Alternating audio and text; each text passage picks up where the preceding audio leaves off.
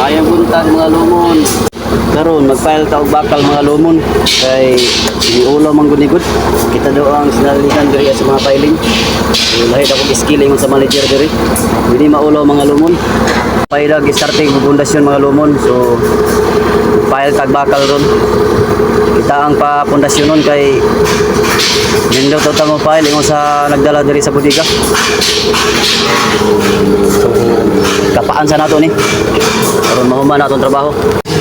So mauna atong kauban og file mga lumon. Tirador po din siya, tirador. Ha. Mo po ni sinaligan diri sa bodega. Kuya sa dig talimpi ni. Master po ni, master. Si Joseph, pakipalo ni mga lumon kay gahe kay dignaong ni. Ubay-ubay po taga patunol mga lumon.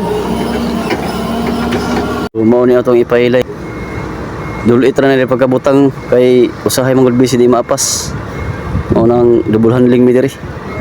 So ipay mao ni ipay nato tanan dito ah. So mao na ato ang pundasyon.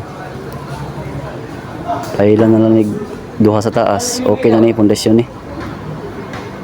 Request sila sa ko mga lumon kay lahi daw kog skill. Pwede maulaw.